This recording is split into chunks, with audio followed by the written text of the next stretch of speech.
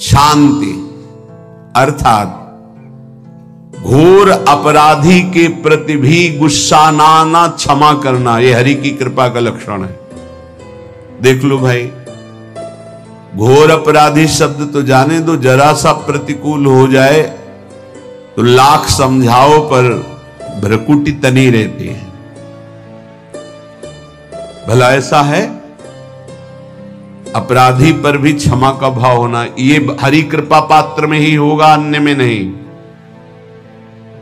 तो अगर अपने हृदय में ऐसा लगे कि ऐसा नहीं है तो हरिजू से प्रार्थना करनी चाहिए कि कृपा करो मेरे में सामर्थ्य आवे।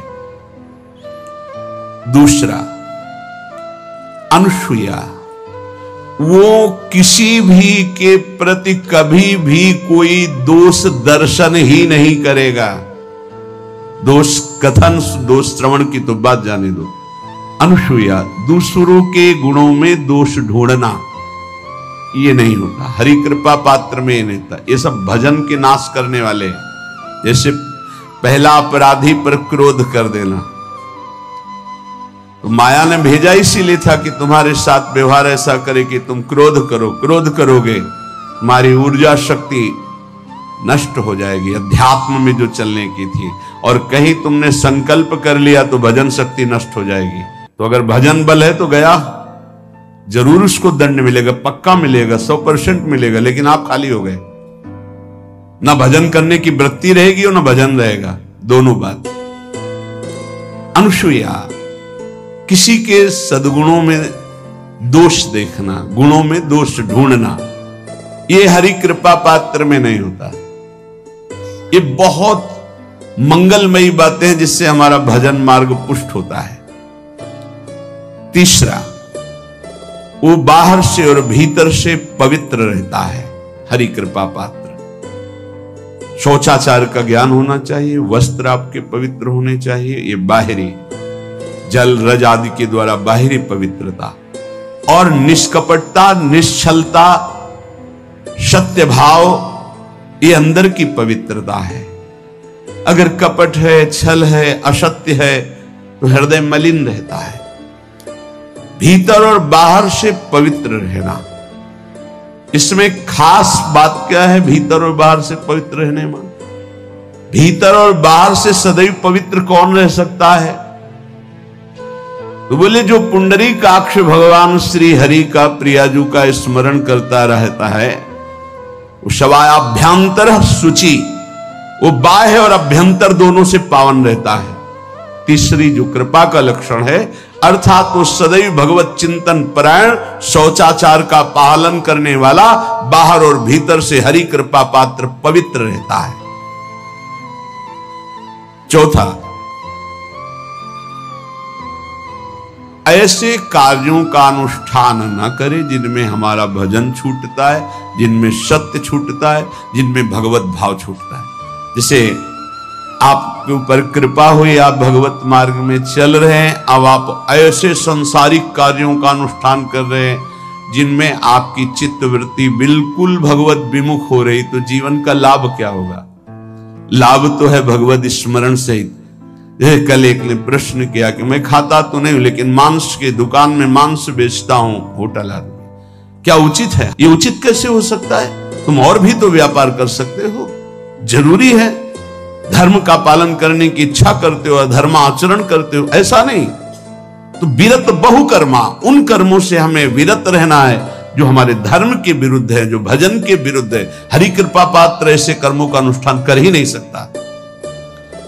अपने भजन का फल देखना भगवत कृपा पात्र के, सबको प्रदान कर देना। हिम्मत है?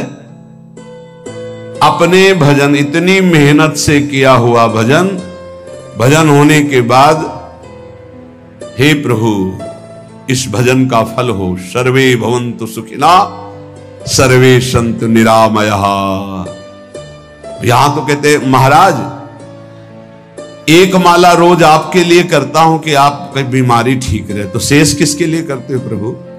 शेष क्या? अगर इष्ट और गुरु के लिए तुम्हारा है कि एक माला करते तो फिर इतनी माला करते तो हमें क्या होगा? सब आपको दे देंगे तो हमें क्या होगा? तभी भजन का रहस्य नहीं जाना। छठवां, अपने भजन से अपने लिए कुछ भी ना चाहना और दूसरों की तो बात जाने दो, दूसरों से कुछ ना चाहना ये तो ठीक है, अपने भजन से अपने लिए कुछ ना चाहना है हिम्मत। देखो ये हरि कृपा पात्र में हिम्मत होती है।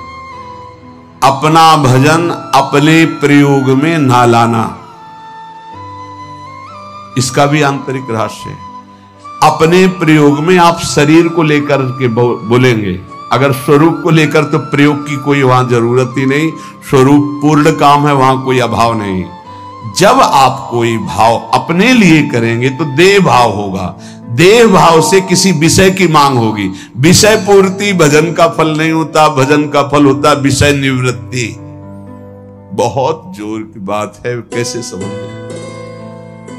अपने भजन का भी फल अपने लिए नहीं, दूसरों से कुछ चाह रखना तो बात ही जाने दो, भजन से भी कोई अन्य सुख की चाह नहीं।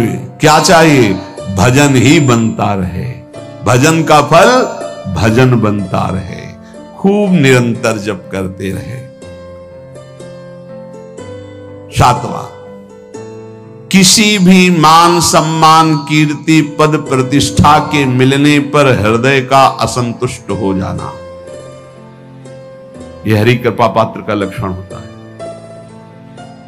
प्रणाम नमस्कार जय हो तो हृदय में असंतुष्ट हो जाना चाहिए। कोई किंचन मात्र अभिमान न उदय हो जाए। प्रभु बचाओ, ये माया की चकाचौंध से बचा लो नाथ। कौन सा अपराध बन गया कि आपकी जय की जगह यहां हमको ऐसा सुनना पड़े।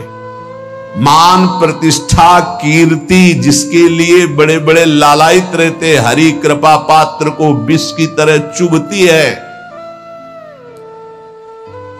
और आठवां, किसी भी प्राणी समुदाय से संबंध ना रखते हुए सब पर दया की भावना, सब पर कृपा की भावना, सब पर करुणा मैत्री पर किसी से ममता नहीं।